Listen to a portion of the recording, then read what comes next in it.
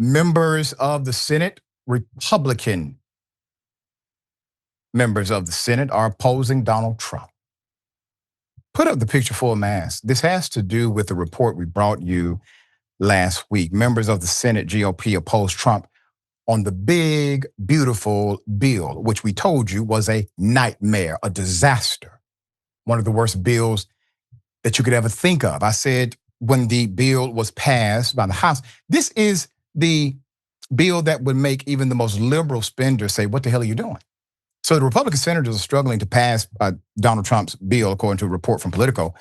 The number is pretty big. It's more than 50 senators have rebelled against Trump, highlighting a faction of the party it calls, quote, Medicaid moderates. All right, so that's the brand they're coming out with. The news outlet noted that these GOP members are ideologically diverse, but all share concerns about what the House passed, which was their version of the spending bill, and what it does to Medicaid and healthcare overall. They have concerns about this. Now, if you remember, Trump lied to them because at multiple moments, multiple opportunities, he had moments to clarify, and he was posed the question: is it going to touch Medicaid? Oh, no. Trump said, matter of fact, you get more money. This is the most used. This is the used car salesman part of Donald Trump. You're getting a better deal, is how he will put it. And these Republicans went to their home states and echoed the same sentiment at their town halls, et cetera. They were lied to. It's very simple. Quote, I would hope that he would elect not to do anything that would endanger Medicaid benefits as a conference. Senator Josh Hawley said in an interview, quote, I've made that clear to my leadership. I think others share that perspective, end quote. However, Politico reports there are some senators who want to, quote, to further tighten the House's bill. This includes making stricter work requirements or reducing the provider tax.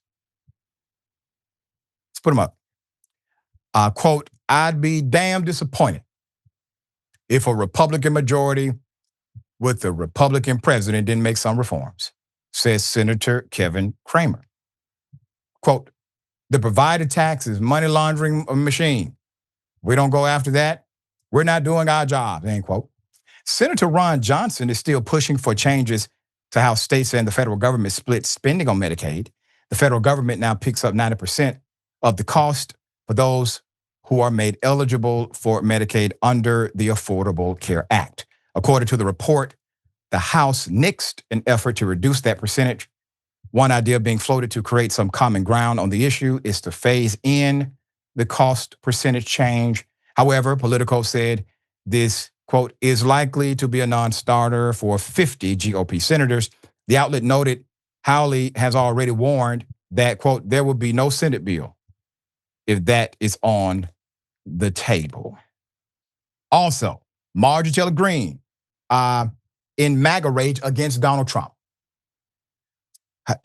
Let's go to it. GOP lawmaker and ally, or at least at one point was an ally, to Donald Trump, rebelled on Sunday, pointing to a recent announcement made by pharmaceutical giant Moderna.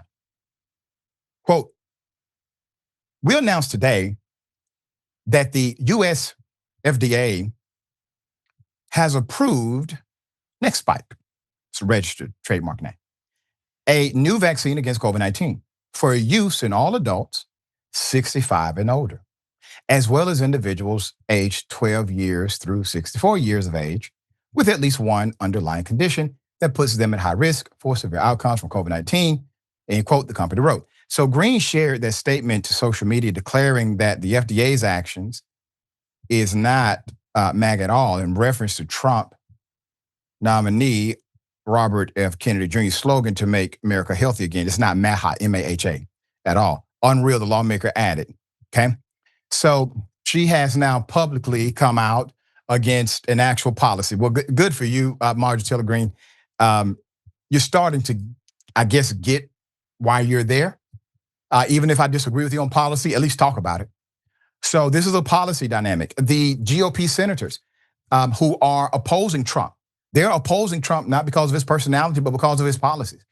We have opposed Trump for personality and policy because they are one and the same. His personality informs his policy. Okay, he's not separate from it. So now we have a split happening. It's going to be interesting to see how they respond. But here's what's wild to me. This passed the Republican House. This horrible bill that Republican senators are saying is so bad that they have to draw a line in the sand. They did not draw a line in the sand with the $400 million plane. They did not draw a line in the sand with the racism of Donald Trump, but now they're gonna draw a line in the sand. But all Republicans passed this damn bill in the House. It lets you know who and what your leadership is there. All right, thoughts here.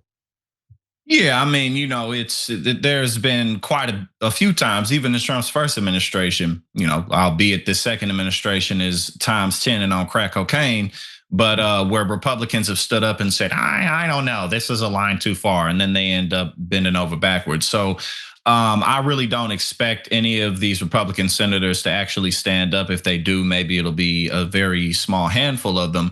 But according to history, they don't actually fight back when it's all said and done. When it really comes down to the clutch, they don't do that.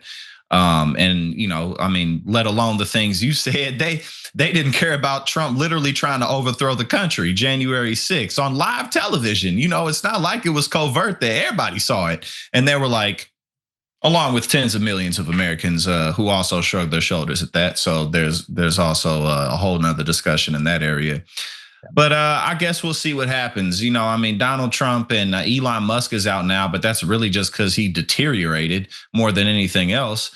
He's dismantling the administrative state completely and defunding everything. So why would the Senate Republicans actually draw a line now? Well, we'll find out. Yeah, we will find out. And initially, when the terrorist attack did happen, all Republicans were on the same page. McConnell came out. Yeah. All Republicans stood with, and then Trump spoke. And that's when everything changed. Never mind. All right.